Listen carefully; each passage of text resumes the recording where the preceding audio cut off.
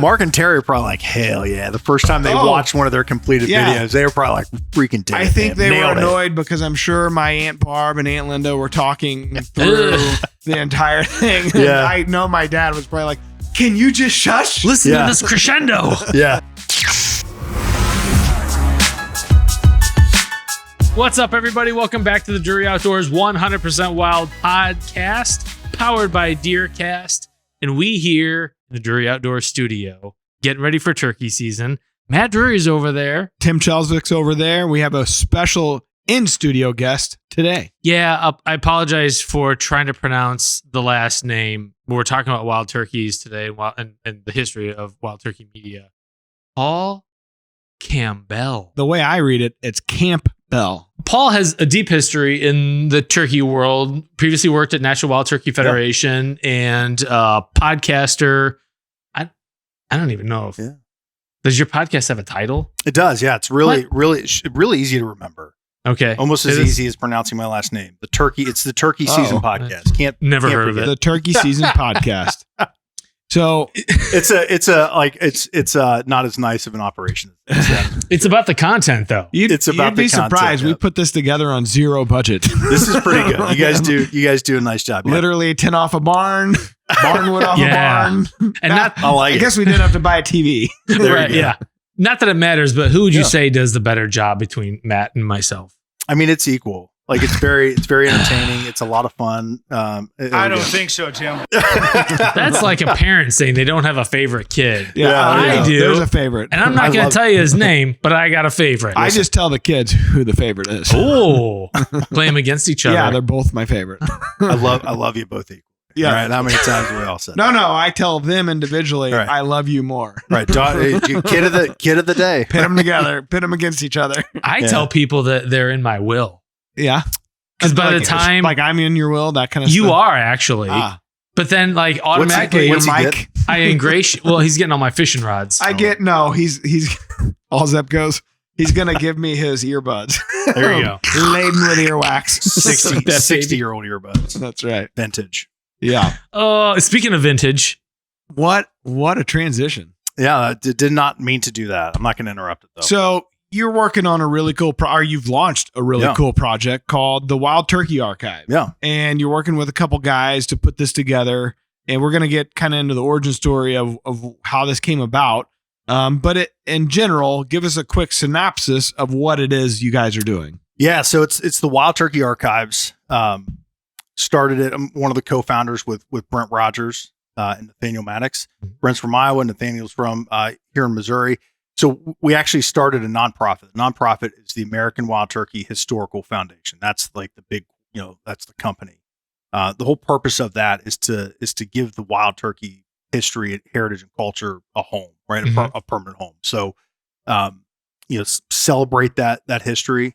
And really the big thing is just to inspire generations, with that unique heritage and history and culture that we have. And we're so fortunate now in this time that we've got a lot of those early, first generation turkey hunters are still alive, or just right off of guys that work with them, closely. We can still capture those stories and that history and preserve it and bring it to life. So, what if I'm wrong on this? Let me know. Was Nathaniel part of the Colonel and the Fox project? He was, yeah. He directed it. He narrated it. He was, kind of the driving force, with getting that project done. From my understanding, I mean, he's just as talented as they come, and very creative. And Brent Rogers was actually the wild turkey historian that was featured in that film. He is that's his go-to, man. Is the history and the heritage.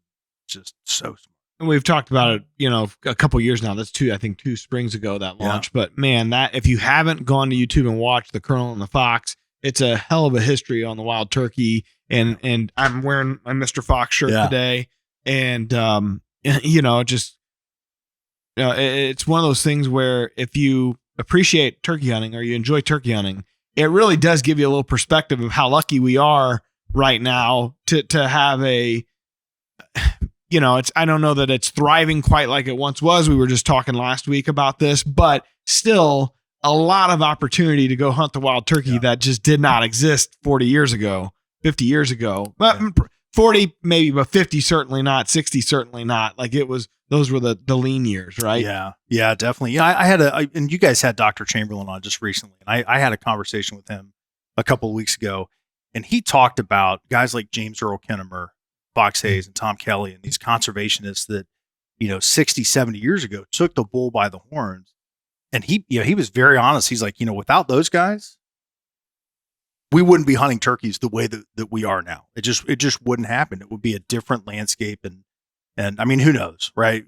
We can't deal in hypotheticals, but yeah, I mean, that generation really did really saved it if you think about it. And it's neat to see those stories come to life, like Colonel the Fox and some of the books and things that people produced over the last like 5 or 6 years. I mean, you and I just talked about like kind of that vintage, that history. Like there's a very deep appreciation for it.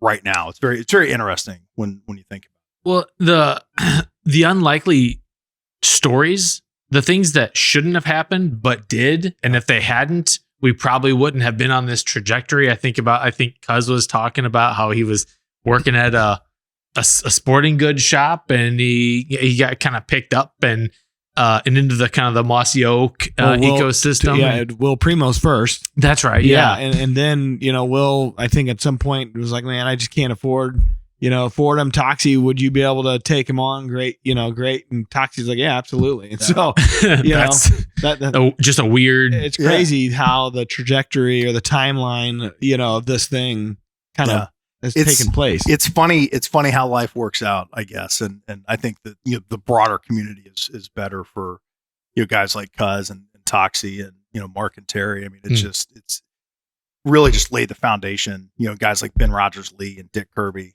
laid the foundation for, just the entertainment and the industry that we get to enjoy, and just the, the broader culture that surrounds it. I mean, there's so many people that are involved, but you talk about a couple of legends right there that have had a tremendous impact on 2026 and beyond. So the Wild Turkey Archives, it's an app, also a web version, a .com version of it. And how many titles do you guys have on here? So we have, I think right now I want to say we've got like 71 might be the exact number, but we have, I mean, literally thousands of tapes and films that we have in our possession that we're, digitizing them, and we'll just be rolling out new content as the season goes on, and really is the years go on. So the Wild Turkey Archives, it's really easy. WildTurkeyArchives.com is the main website, and it is kind of two parts, right? So we've got the streaming platform that has all those VHS and films. That's where that medium and that content and entertainment lives.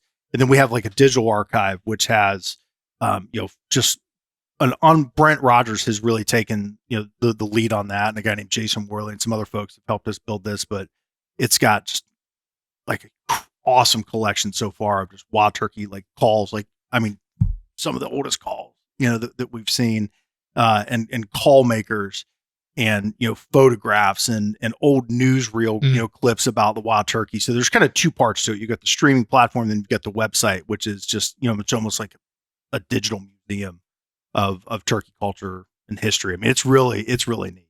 Yeah. It's really cool. Yeah, get lost in it. I mean, it's easy to see, and Brent has done a really nice job of putting stories in about all of the different collections and the people that really make it special. So, and it's good. It's growing every day. I mean, we put new stuff up pretty regularly, and we'll continue to. At this point, what is the oldest piece of media that you have in the library? Yeah, so the oldest piece that we've seen, and we're still working.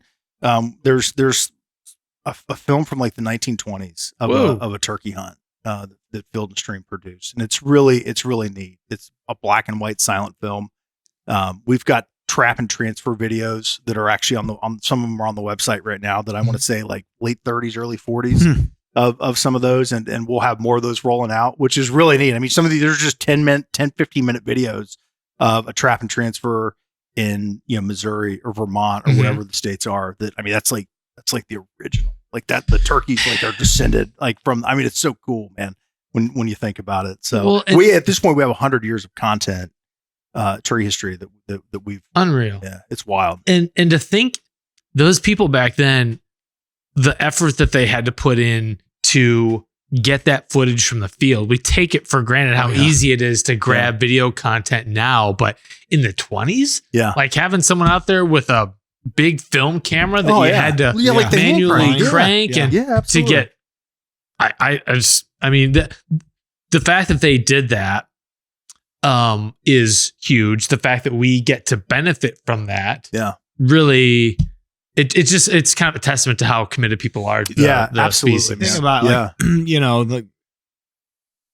Teddy Roosevelt type stuff where they go on these big expeditions and they were whatever technology was available to them at the time. There was always like dedicated media guy with them on these big trips, right? Yeah. And kind of probably more photo than video, but that stuff, it's amazing. Like they thought ahead to document it even then. And even before that, I mean, you're thinking about journals and, the way like a Lewis and Clark would journal their expedition. Like it's always something about trying to translate some sort of journey into that medium of the day. Right. And so you're benefiting, we're benefiting now from what was done in the 20s and on. Obviously, mostly, probably the majority of your stuff is in the 80s, 90s, I would think. Yeah, that's definitely, a bulk of it is that 80s and 90s. But I just wanted to piggyback, like, make a point, like, it mattered in 1920. It matters in 2026, right? The hunt, the allure of a wild turkey. I mean, it has captivated people for literally centuries, millennia, like, which is crazy. I mean, there are turkey calls that have been excavated from pits that are thousands of years old. Like that's crazy. Thousands of years old. And that's like people kept those, we're buried with how them. the latex survives that one. Oh, I know. Isn't that crazy? Yeah. The wing bones, man. I mean, have you ever seen some of those? Burt Rogers just wrote a book about it. And Ernie Calandrelli would make, he said there's obviously plenty of guys that still make wing bones. You said you make wing bones and it's always amazing to me. I think he gave you one, right, Tim? Yep. Yeah. Cool. It's just awesome to think, that's the original call, right? Probably. Yeah. That or like natural voice. And you think about like the cave paintings that have been found. I think it's like in Tennessee, like it's clear that it's a turkey. I mean, that's graffiti. Cool, man. And like that it's mattered for so long. It's graffiti. Just imagine the kid that like is, like the Neanderthal kid that's like drawing a cave and his mom comes in like, what are you doing in the cave, some redheaded Neanderthal. It's the earliest version of a trail cam. Right. Pick. Yeah, exactly. That's it, man. Yeah. Well, one of the guys at NWTF a few years ago was bringing around clamshells that he was making strikers for. Yeah. And he was just showing how you can Yelp on on the inside of a clamshell. How cool is that? There's just about anything. You could make a turkey sound from a lot of different elements out there. Oh yeah. And I think we've all done that. Like one day I remember like I moved a cup or something across my table at home and it like sounded, and I'm sitting there like, all right, how did I do that? Like table with me. Yeah. Like sounded like a Yelp, like how did I do that? I'm sure that's how all turkey calls are. Yeah. It's like a total Close Encounters of the Third Kind moment where like your wife's like, why are you continuing to do that with the pen on the top of the table or whatever? You made a turkey call one time. Like, I'm going to find it. So, It's interesting to look back on. You were saying like some of the tapes, the shelf life of these tapes and stuff that there's, it's about 40, 50 years. And so we're up against, we're there, man. Where some of this stuff is just going to start deteriorating on its own. And I was just showing Paul our kind of treasure trove of old Super VHS and the Beta Masters and that kind of stuff. And we're hoping to link up with Nathaniel and have them start digitizing this stuff because it's amazing. I guarantee you there's gold in there of like funny moments or things that happen that didn't make the cutting room floor, which is kind of amazing to think about because just about everything, I could be totally wrong. There may be nothing that didn't make the final cut. Sure. Because back then they weren't really burning through tape like we do now. Now you hit record. Expensive and it was just super expensive and they really didn't know what they were doing at the time. So it was everything, when they hit record, it was pretty meaningful of what they were trying to get. But the other day I was on the Wild Turkey Archives. I was telling Mark and Terry because I was watching, I think it might have been King in His Court or one of the old titles. It might have been the original Longbeard Madness. I don't remember what it was, but I told those guys, I was giving them text updates.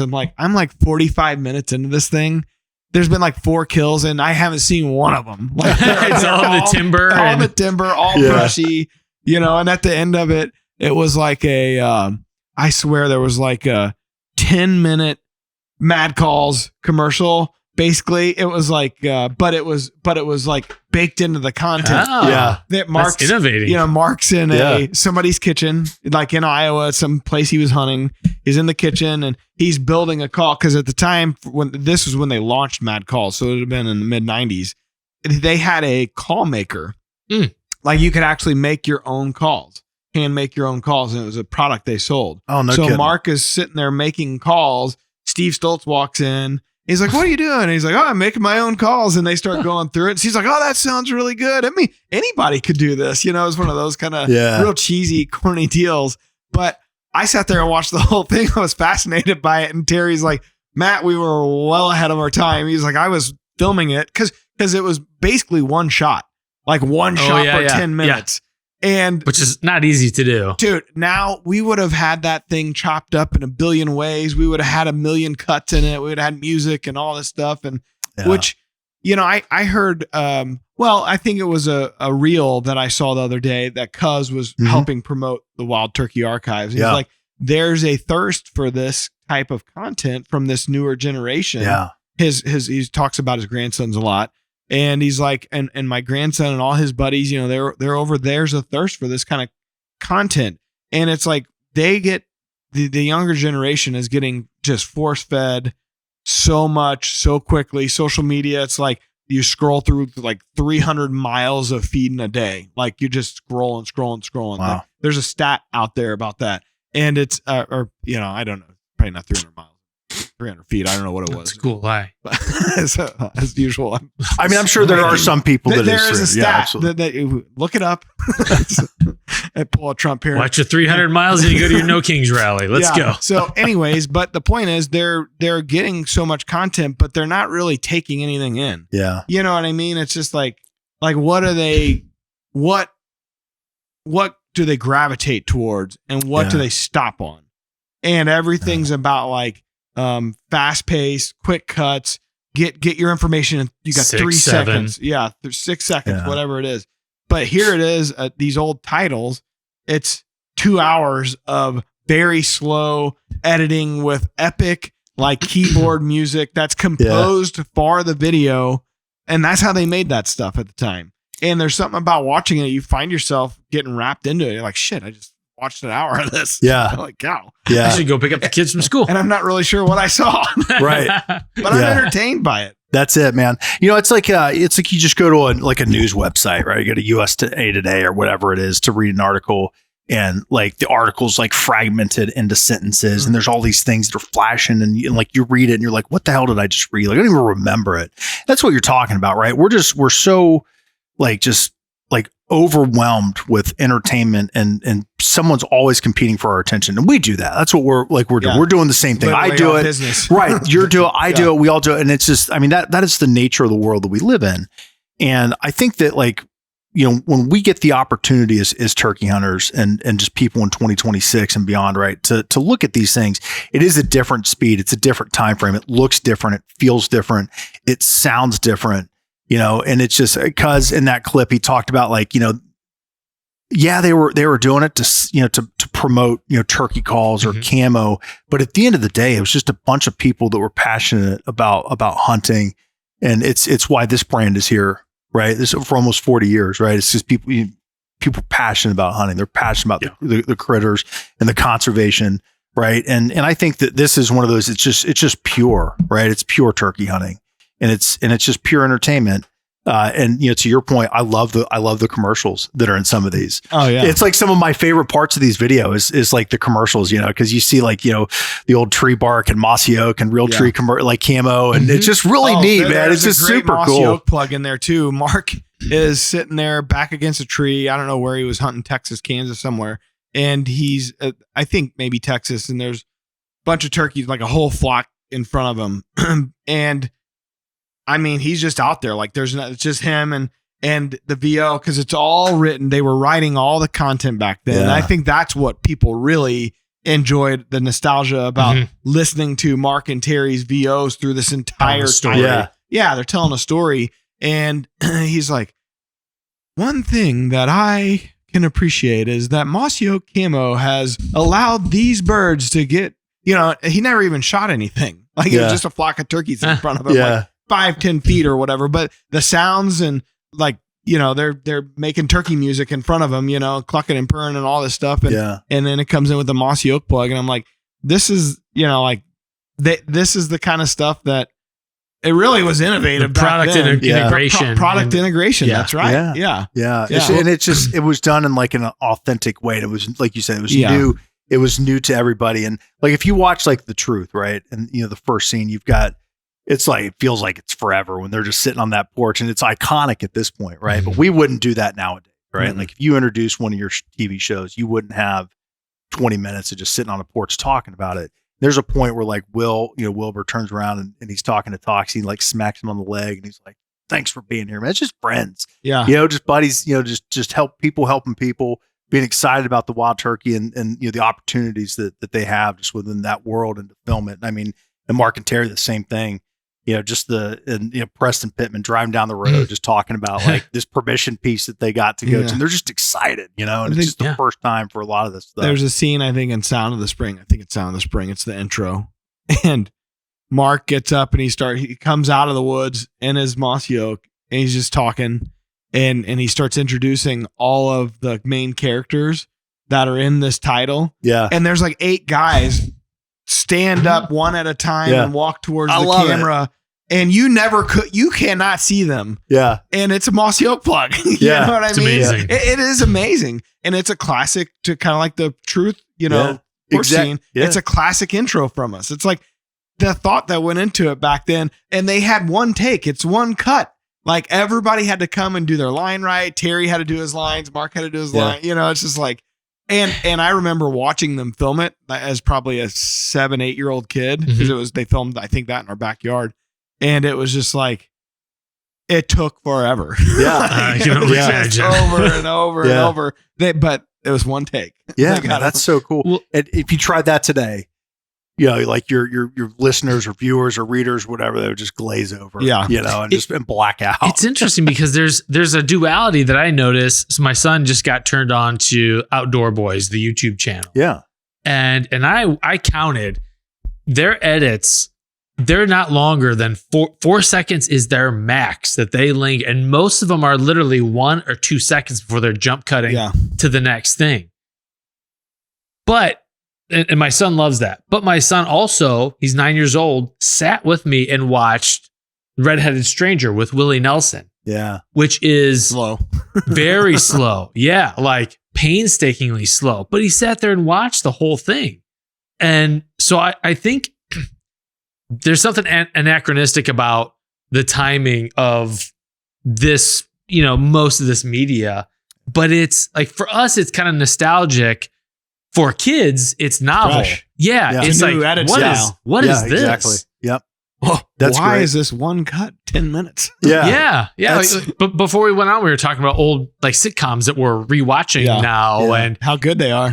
They're great, and they feel comfortable because that was kind of like, they go for 8 minutes and there's a commercial break. Yeah. They go for 8 minutes or whatever the break. We got caught in a trap of watching Roseanne, on TV snowed one day, and we just kind of turned on and we started watching. It's like, man, before I knew it, it was like the entire day was watching Roseanne. And it's like, dang, this was like, we loved watching this show growing up. Same. Oh yeah, absolutely. Yeah. And like I said earlier, like the whole point of this is to inspire the generations, right? Yeah. If we don't do that, if we don't connect the generations and remind them like why we love this so much, why it's important, why all this matters, why the turkey matters, and why we should care about it. And, and I think this is a way to do that, right? Mm-hmm. This is a way to bring, grandfathers, fathers, kids that, like you said, two generations have seen it. One, it's the first time they've ever seen it, and they're captivated by it for whatever reason, right? I don't understand why, but they just these kids, they love it. It's the music. It's the music. A lot of synthesizer in there. The music is wild, man. But I think it's just so neat to see, another generation fall in love with this and maybe have a different appreciation, for where this industry and where turkey hunters have been, the last 40, 50, 60 years, because it is very, very, very cool. Yeah, and an appreciation and respect for the OGs that blazed the trail when there was no money in it. Yeah. Zero. There was no industry. Like these guys had, I always say this whenever we talk, we had Will Primos on, or these guys either left careers that were paying the bills or did both, or and mostly did both a long time. And today, I think sometimes younger generations will look and they'll think like, well, these guys they kill too many turkeys.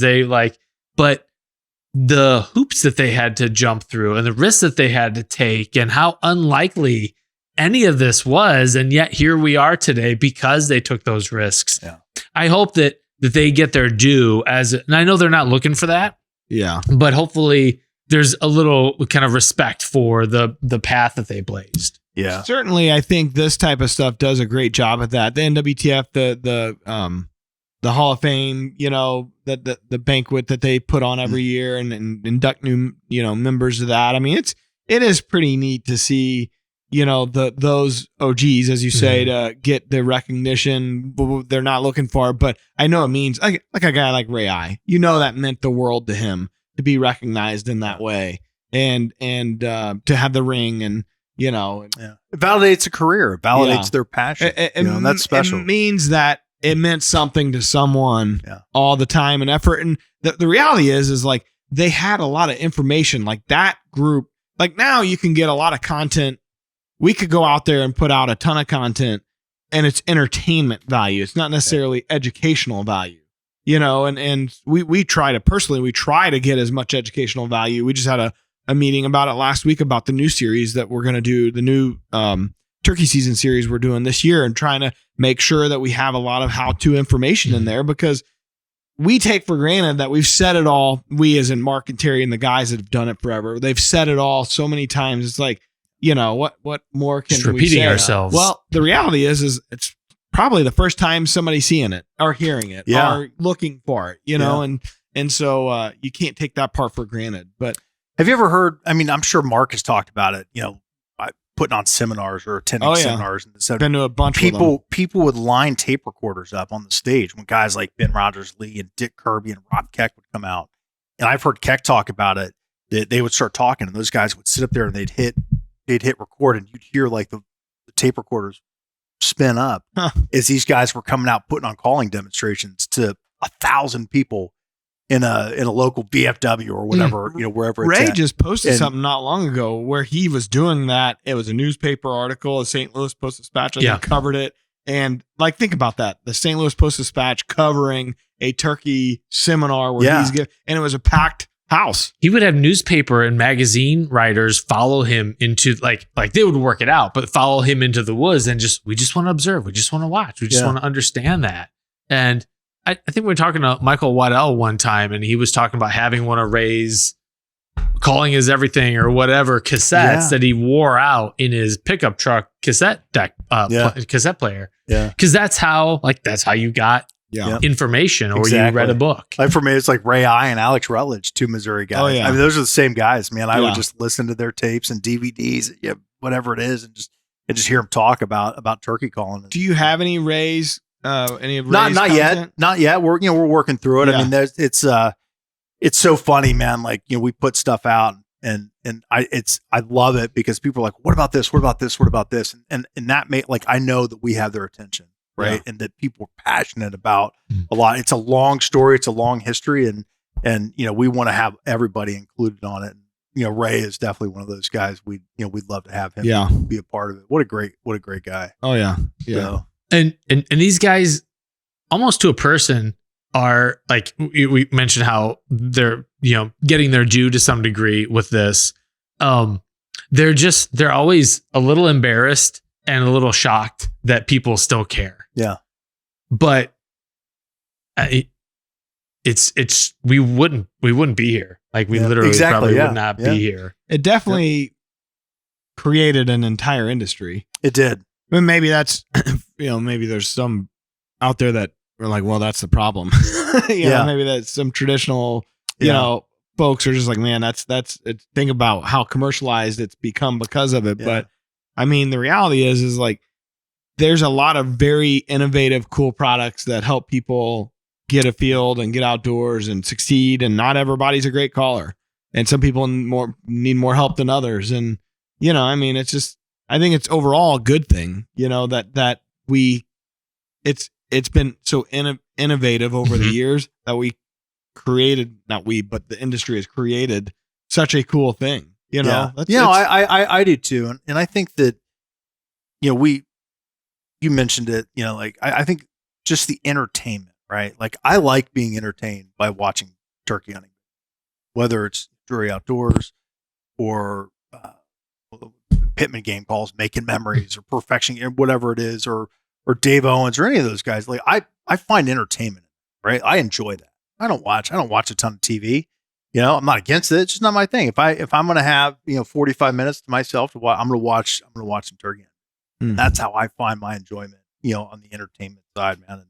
And I think there are a lot of people that hate it and will always hate it, and there's nothing you can do about it. I mean, we've got people that are hating on this. Really? Yeah, because they're like, well, you're bringing more turkey hunters into the woods. I'm like, dude, we're trying to, like, you know, preserve a part of the history of this and get it out to people. It's such a weird argument. It is, man. It's wild, and I don't understand it. But yeah, we want people to see this for, you know, for what it is, like the entertainment and the historical value, and just really like the, you know, the ground floor for this industry that we all partake in, you know. And I think it's just, man, I think it's cool. I absolutely love it. I love watching it. Awesome. So, well, you know, when you guys got together and created this, the thought behind this, like what, I guess it's just based on passion for the wild turkey. That's where this is coming out of. 100%. Yeah. Passion for the wild turkey, a respect and appreciation for the history and the culture of it, and the people that are involved in it. You know, I think a lot of us, people are what make life special, right? Like, and that's what makes turkey hunting special, is the people that you get to meet, you know, and friends that you make and the memories that you make. You know, it's just a part of it, right? And that's very much where this evolved, you know, evolved from, and really a sense of urgency was kind of, you know, was right there too, that we're losing those people, we're losing those stories, those experiences, the tapes, the film, the paper, the books. I mean, it's literally degrading, right? The turkey calls, the collections are getting thrown in the trash which is crazy. You think about it, like just some of these, like just wonderful collections, you know, if your family doesn't want it, they don't know how important it is. It ends up in Goodwill or it ends up in a dumpster. Like, that's wild, man.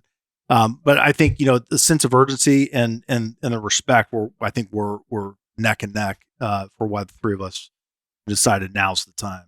Awesome. So what's it entail, like the nonprofit side? Yeah. Is it just a donation, or you have a cost to join the app and that goes into the nonprofit that kind of helps fund this? Yeah. So the Wild Turkey Archives, you know, the streaming platform, that is kind of our first, you know, initiative and really kind of first revenue stream. You can make donations on the website, and people have been very gracious, you know, with their time, treasure, and talent supporting us, which is amazing.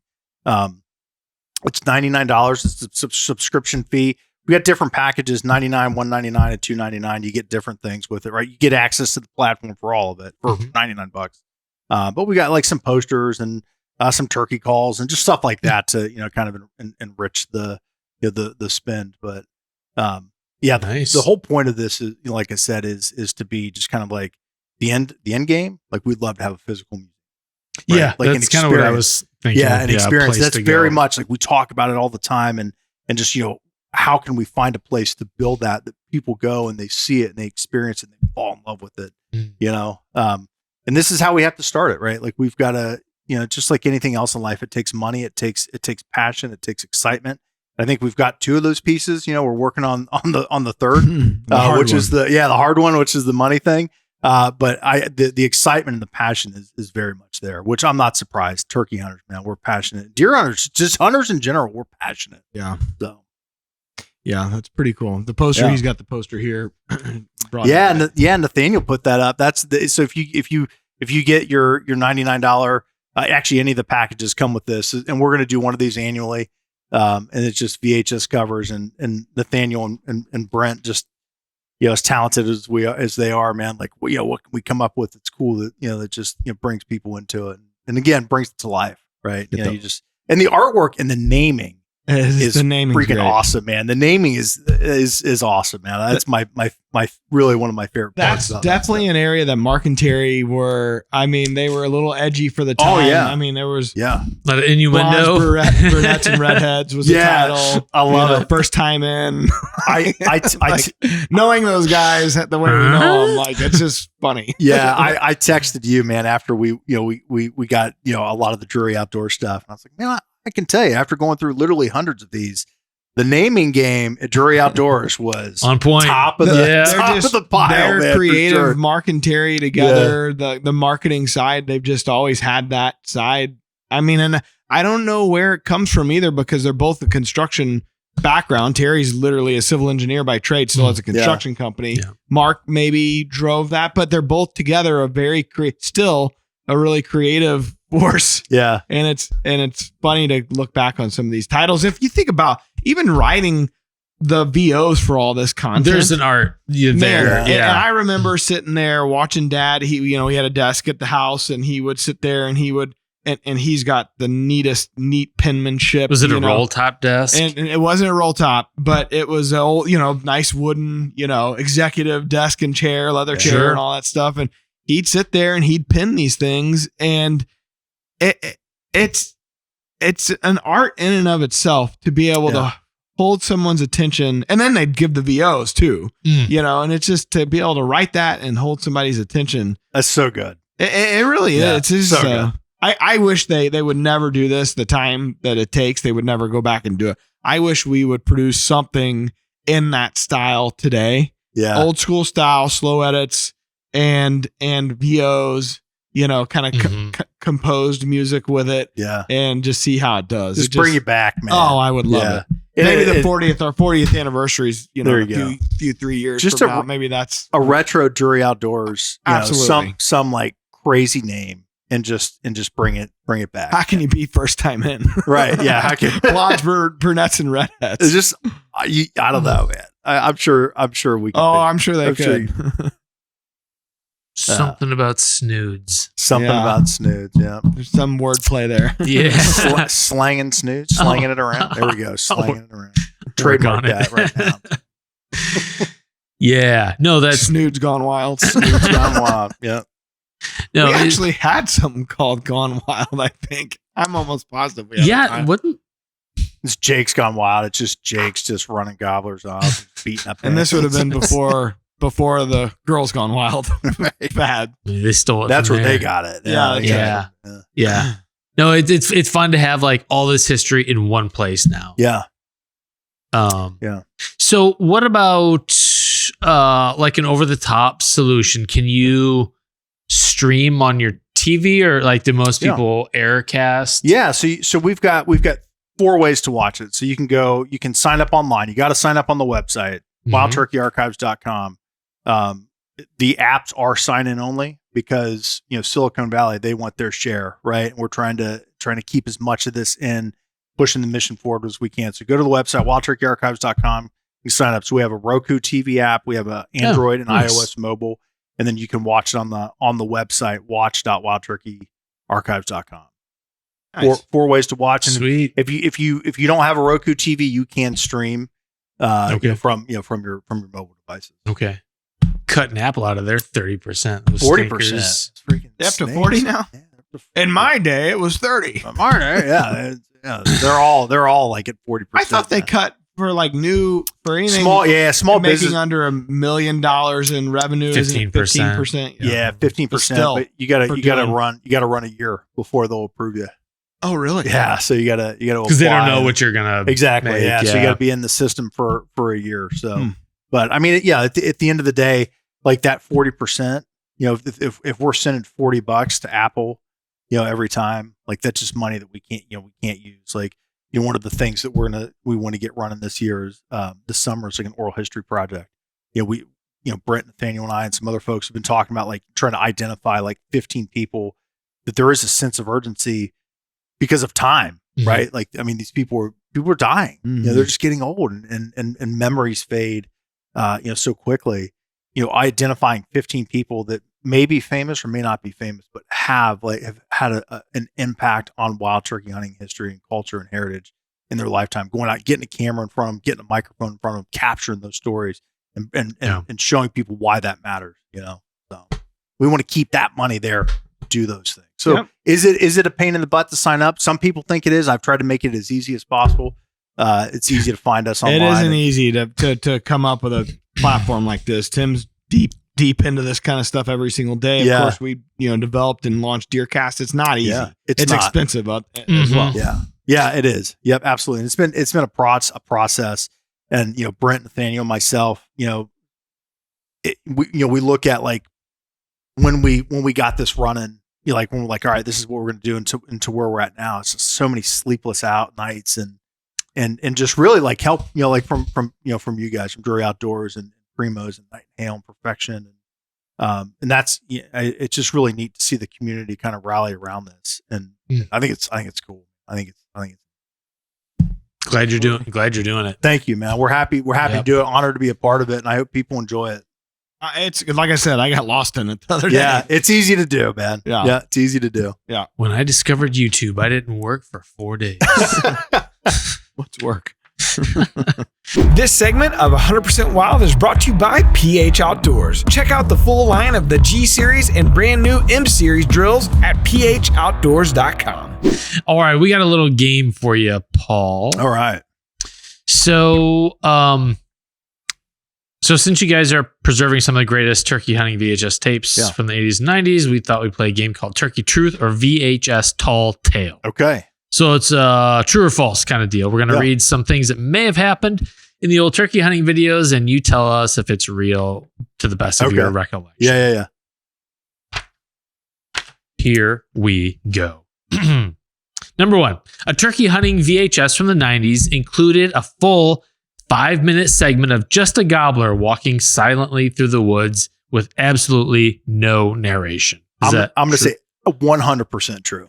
Oh, yeah. Yeah. Love the long cut. Yeah. 100% true. It had to have happened. And a lot of times you really had to, like, where's Waldo it and really look hard. Yeah. I think I see a turkey's head. 480i. The shot. Yeah. There was a turkey. And then the dude just runs and just picks it out of the brush. And then you're like, there was a turkey there. Just flying through the woods. Yeah. Okay. In the early turkey VHS tapes, hunters often used giant shoulder-mounted camcorders during hunts.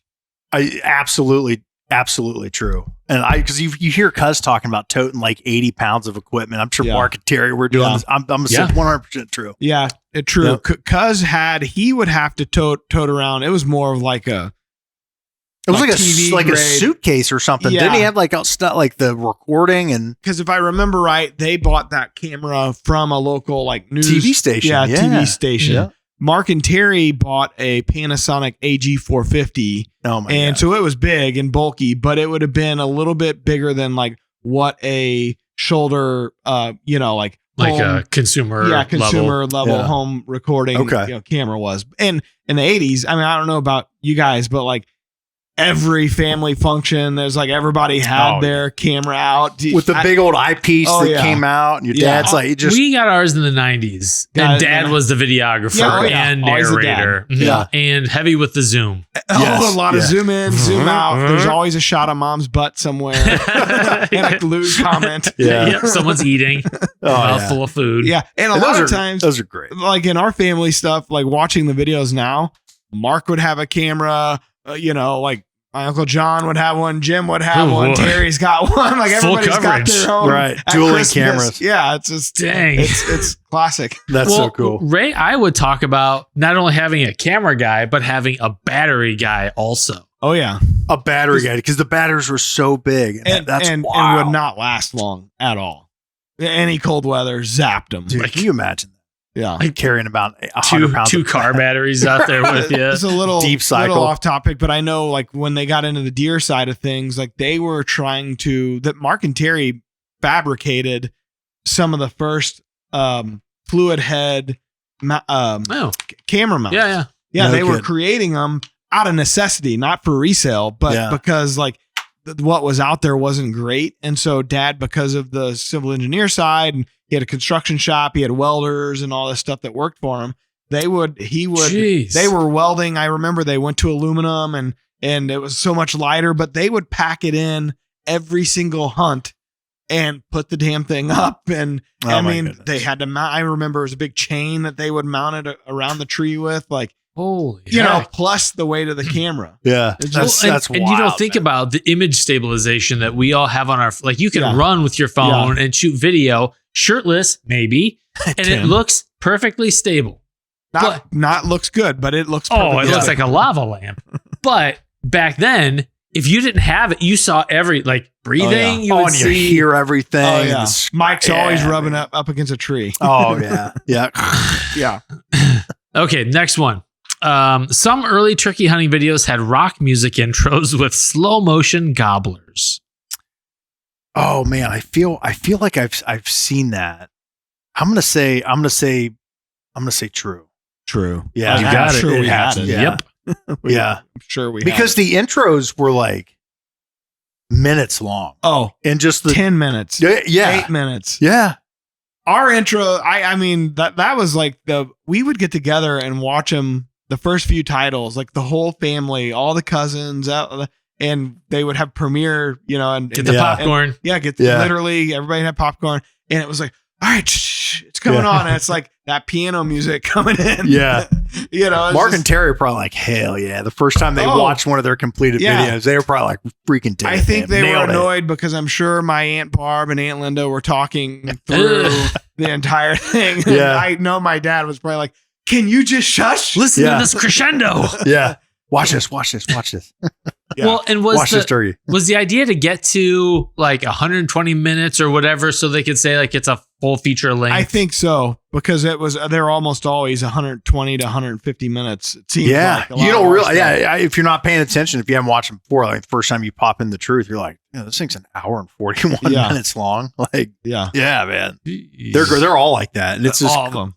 Classic. That's what I told the guys when I watched the one the other day. I was like, this thing's 2 hours long. What were you guys doing? You got to watch it in chunks, like 6 kills on it. Yeah. One that I could see. Yeah, that's so funny. They probably still think it's freaking cool, man. We got a kick out of it. Yeah, we got a kick out of it. Terry just kept saying, Matt, that was innovative. That was innovative. Yeah, at the time. that's well, awesome. And now we have like, you can just drag and pull forward and skip reverse. You see the little highlight, the app. Yep, that's it, man. And I do it too. Some of those, I just skip through, because it takes forever to get through some of these, man. That's cool. Yeah. All right. Let's see. Turkey hunting VHS tapes sometimes included blooper reel. So right now Nathaniel has hours and hours and hours of like Night and Hail blooper reels, and I feel like I have seen videos that were all bloopers. Yeah. Are there videos that had them incorporated into it? I don't know. I'm not sure. I feel like credits, you'd see stuff like that. I mean, sometimes they'd roll them in the credits, or at the very end you'd get a little blooper section. Yeah. It'd be short and sweet. That's what Home Improvement did. Yeah. That's it. The credits were all like after, like the tail end of the credits was always the bloopers. Something to stick around for. Yep. Trailblazers. And I feel like the behind the scenes footage and the blooper reel, I feel like that's the gold. And I think once we start to unpack that, where it's like the stuff that wasn't produced, it wasn't aired, I think that's going to be where like just pure magic. When you first reached out to me, I said, I'll have to see all of it first, because I don't want anything that may not fly with the times get out. For Those sure. were different times. The guy from Cleveland. It was the 80s. Yeah, they get canceled. No one cares about context. Yeah, exactly. But I think the other thing at play is that everyone was so polished and formal whenever they were on camera back then. Other than like TK and Mike. Totally an outlier there. Yeah. But you felt like you got to see a little more of the person's real personality. That's why the bloopers were so fascinating. Yeah. No, Mark and Terry to this day still are, once this camera turns on, it's that persona. They just can't turn it off. Terry does on the podcast. He usually is pretty, that's pretty much who he is. Yeah. Mark still, when he's on the podcast, still kind of polished or buttoned up, and it's funny because when you meet them in person at the if you ever walk up to them at the NWTF or something, they can be very funny and real fun to very hang informal. out with. Yeah, and very informal. So it's funny. It's something about that time period. It was almost like acting. You know what I mean? It was a persona. Well, I mean, absolutely. if I'm in their shoes and I'm back in the 1980s or 90s filming something, I'm seeing dollar signs every time that clock rolling. Yeah, it's like we can't afford to. They you start thinking about the editing, right? I remember. Oh well, that's the thing. They would have to do EDLs. I've talked about this before. Edit decision lists, because back then it was all linear editing. So for those of you that may not know, that means that you would have to cut to tape. They would find a section, they would get the time code, and then they would say, okay, now on this other tape, the cutaways, maybe they filmed cutaways that were 10 minutes down the tape. They'd have to go find the time code for that. And then it put that time code on the edit decision list. So when they got into the studio, because they didn't have a studio, they didn't have editors, they were buying that time. Yeah. And it was expensive. When they got in there, that editor would go straight to the time codes and he would cut this section out and go lay it to tape. And if you made a mistake, like say you watched it through because you didn't get to see the edit until it was put together, then you would watch it through and be like, man, that really needs to be a little longer. That needs to be 30 frame dissolve or 90 frame dissolve or whatever it is. They'd have to erase. If it was 3 minutes of like a 10-minute thing, they'd have to erase everything from 3 minutes on to go fix that part. And so now it's all nonlinear. You move things around. It's just a totally different. Like when I first in college first started learning this stuff, that's when it was starting to really become nonlinear. And it was I remember Dad like, oh my God, this is so much easier than you were angry about it. Yeah. It's so easy. So much easier than it used to be. But that was the thing. They really had to go figure out exactly what they were doing. I remember like when they were filming this stuff, they'd have cue cards sometimes because they were trying to get it in one take. We had a guy, Dinker, Dale Whiffler, they called him Dinker. He was on some of the original tapes. He's from Bloomsdale. And he was so nervous on camera, big guy, awesome dude. And he'd get so nervous he would have to drink, but to make calm his nerves and get everything done, and out on video and all that stuff. That's funny. Yeah, man, it's just it's just crazy to think back on the beginning of it. Yeah, it is. And now we fly through a take and don't think twice. And if it didn't work, okay, delete it. Let's do another one. Yeah. Right. Which I still find myself getting a little anxious whenever I film one of my really good videos, because I feel like, because I grew up in the physical tape days where it's like, oh, don't like, you can still go back and record over it, but it was kind of a hassle. But it's still ingrained in me, the physical tape thing, when it doesn't really matter. Yeah. You just hit delete and it's gone off your hard drive. No big deal. We're old. Who cares? Old. We're all gray beards around here. Yeah. We got a couple real quick bonus question. Nostalgic. Okay. So what tape did everyone own in the 90s? Like if you were to put your finger on one of these of all the archives you have, what's the one that everybody probably had? Man, I'm going to go. It's not going to be any of the first ones. Right, like the Ultimate Spring one or like the Truth. I'm gonna say it's got to be like Longbeard Madness. I feel like would be really People talk about that all the time. Ultimate Spring like 2, probably this Truth 3. I feel like those are probably the ones that everybody had. Everybody had it because they were hitting rental shelves by then. Yeah, man, and you could buy them a little easier. Yeah, but think about like the first couple tapes that everyone put out. It was kind of like testing the market, right? Like hard to find them too. Oh yeah, it's hard to find them. Like I think the Truth, there was like 650 of the original Truth, and then it was the Truth 1, and so I'm gonna say maybe some of those second, third runs and installments were probably the last question for you. What's the most 90s thing? There's this trend going on. Dad, what were you like in the 90s? Yeah. We jumped on it too. I mean, it's fun to watch. It is fun to watch. What's the most 90s thing you've seen in the archives? Oh man, dude, I love the glasses. The big, like the dental hygienist glasses. Yes, and like maybe sunglass looking. Yeah, so we had Mark in like our launch video. There was a clip of him and the glass, like he's got this skinny little face and like these glasses that are like sticking off of his head, and like Dick Kirby's got him. Like I I love the glasses. That's like the funniest thing every time I see, because we just like that style is just so like that's not coming. Yeah. back, right? Can Like you imagine like Mark, huge glasses chugging a clear Pepsi? Oh my gosh, dude! It's Yes. funny you mentioned the clear Pepsi. So when they launched that campaign, I think it was Van Halen's "Right Now" was the song. Oh yeah, And it there's was. an epic piano portion of that song. Yeah. And Mark and Terry had their composer knock it off. That was one of our Really? intro videos. I got to figure out which title it is. It's one of the best intro Awesome. songs. And That's the so piano cool. just goes on and on and on. Sounds vaguely familiar. It was a direct ripoff because that's Yeah. that's where they would pull a lot of their ideas. Yeah. Was from mainstream, like what's popular. Mark, I remember like even like, you know, on the deer side, we'd get to like the first season of Dream Season TV. It was like Survivor was his favorite show at the time. And so it was like, how can we, this reality TV at the time, there was nothing in hunting. And Sure. I think we and Road Trips came out at the same time. It's like, that was like the first reality TV, you know, and hunting. And that's their inspiration always came from pop culture.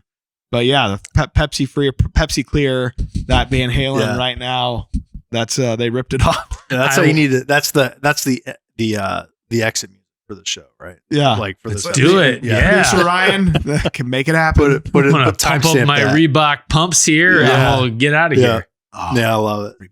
pumps. That's so nice. Did you have a pair? No, I couldn't afford them. No, man. My parents are not having that. Maybe a Christmas one year got them. I did have an Adidas jacket. That was the big, Ooh, you know, sweet. everybody had the big Adidas, like blue or green, you know, red jacket or whatever. Paul, how old are you? 43. Okay. He's right in Yeah. our wheelhouse. Yeah. Yeah, Guess 82. jeans? Do you have a pair Oh, of Guess? no. I remember them. I don't know. Listen, man, That's I above was my I pay was grade. shopping in the Husky section when I was a kid. Right. And so that's something the kids nowadays don't even know, the Husky section. I remember being embarrassed going to JCPenney to buy Husky living that Stonewatch Husky life. trash How dare jeans, they? you know? Boy, that Right? wouldn't fly today. Right. No, it would not. We're going to call out your weight. Right, exactly. At the Husky It's a section. sales tool. Now they Yeah. intentionally pick out odd looking people to serve as models. Right, exactly, So I yeah. was- You call it Paul odd. Right. I'm like an upside down bowling pin, Tim. He knows me so well. No, already. Sophie and I went she asked me to take her clothes shopping. She's 14 Yeah. and I'm walking through like Target and I was like, these are bizarre people that they've got modeling all their fashions, but they Right. intentionally pick the It's weirdest the everyday looking. person, Tim. Oh, Yeah, there's the some everyday person. everyday Here's another weirdos. LA gear. LA Oh, yeah, looks. I Remember remember. LA looks? The hair gel. The, Oh, I definitely had Back in the day bunch when of I- hair gel. Oh yeah, when I had maybe that's why I'm bald. I'm gonna blame it Spiky on LA, hair, LA hypercolor looks. shirt, That's so right. your pits light up whenever you get nervous. Yeah. Right. Everything neon. Yep. Kids, we're going back to the 90s. Oh man, good time. Yeah. Good time. Well, Paul, appreciate everything that you're doing Oh, thank for the wild turkey hunting community Yeah, thank you. and even for posterity. Like this, I think, has a generational impact. No, why are you Yeah. going to bring his butt into this?